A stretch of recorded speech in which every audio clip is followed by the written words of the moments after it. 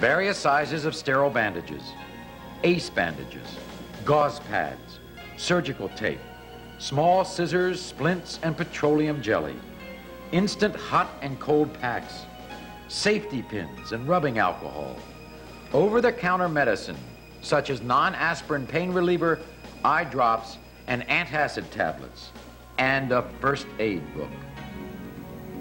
Pack one change of clothing and shoes for each person. Sturdy shoes are best. Remember, rain gear, hats, gloves, thermal underwear, and towels. Include a blanket or sleeping bag for each person. Here's a quick checklist for tools and emergency supplies. Battery-operated radio with plenty of extra batteries. Pliers, tape, plastic sheeting, compass, matches, can opener, flashlight, and sanitation items like toilet paper, towelettes, soap, and plastic garbage bags. Finally, consider your family's special needs and prepare accordingly. Remember items like formula and diapers, bottles and powdered milk for infants, and special requirements like heart medication and insulin for the elderly or chronically ill people.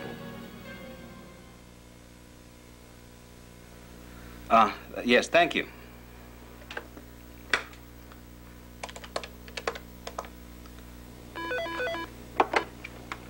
Yes, can I help you? Hi, honey. Hi, how's it going? Oh, they just declared a hurricane watch for our area. Do they think it's going to hit us? At this point, chances look very good. Did you check our supplies? Yes, I changed out the water. Everything's ready. Okay, listen, this is what I'd like you to do. Pick up the kids as usual and tell them what's going on. Now, tell them there's nothing to worry about because we're probably going to have to evacuate. Do you think that'll be necessary? They upgrade the watch to a warning. We'll have to. We're just too close to the coast. It'll be all right. We practiced a route before. Did you call your mother? Yes, she's worried. Oh, listen, honey, check and make sure our insurance papers are in the kit. I already did. Okay. I'll be home as soon as I can. Just stay calm. Gas up the van if you can. Take a look around the yard. All right, no problem. Hurry home. I'll see you soon. Okay, bye-bye. When a hurricane watch has been declared, the storm will pose a threat to your area for the next 24 to 36 hours. Treat the watch as if it's a signal to put your family disaster plan into motion. Your tank should be full of gas. Spend the time covering all the windows in your home with either shutters or pre-cut plywood. Remove any objects around the yard that could break windows. Take in outdoor furniture, hanging plants and potted trees, and any outdoor decorations that could also become airborne in a hurricane. By now, you should have already checked all your supplies in your disaster supplies kit, ensuring fresh batteries, fresh water, food, and first aid and emergency supplies. Continue to listen to local weather reports throughout the 36-hour period. If the storm is upgraded to a warning, you may need to evacuate. Good evening, everyone. I'm Joyce Morgan. Shortly before our broadcast, the National Hurricane Center in Coral Gables, Florida, issued a hurricane warning for an area stretching from middle Florida to South Georgia. Now, officials are predicting landfall by 6 o'clock in the morning for a Category 3 hurricane, packing winds between 111 and 130 miles per hour. Residents of the area are already heeding the warning and beginning emergency evacuation procedures. With us live tonight is Dr. Bob Sheets in the Hurricane Center down in Coral Gables. Bob, first of all, tell us what's going on at the center. It's getting pretty busy around here. You see a major hurricane that's threatening the southeast coast of the U.S. within the next 24 to 36 hours or so. Dr. Sheets, what kind of hurricane are we looking at this point? Right now it's a Category 3 hurricane on the Saffir-Simpson scale, and so it's a major hurricane, and we'll see some fluctuations in intensity. They go up and down 15, 20 miles per hour, so we can't tell you precisely what it's going to be by the time it makes landfall sometime in the next day or two. How many categories are there for hurricanes, and how does this one rate? We use a Saffir-Simpson scale, a scale of 1 to 5. 1 is the weakest, 5 is the strongest.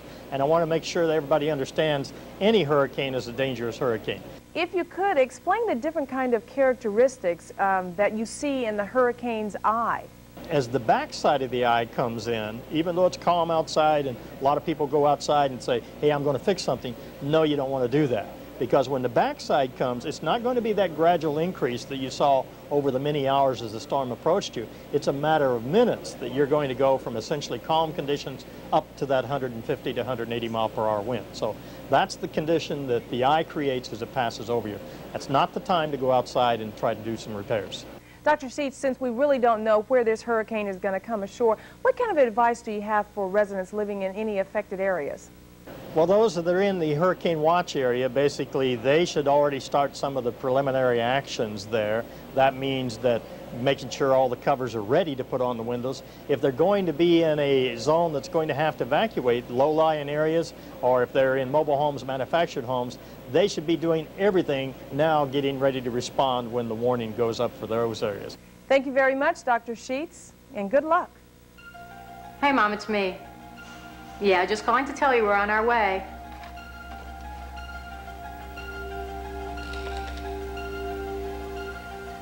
Hey, it's me. Just wanted to check on you guys, make sure you had everything. Well, we're on our way out. Do you need a ride anywhere? Not everyone is required to evacuate in the event of a hurricane.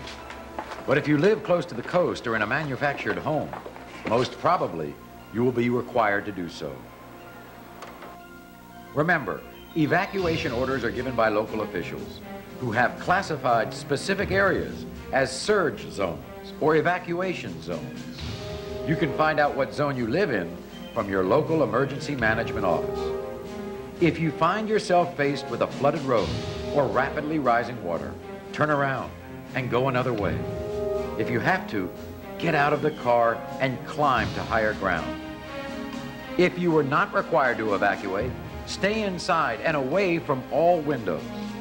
The best place to locate is in the center of your home, in a closet or bathroom without windows. Don't be fooled by the calm eye of the storm. The worst part is yet to come.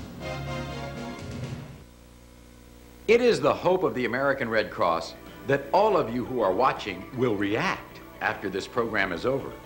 Check around your home and collect the items you'll need for your own disaster supplies kit.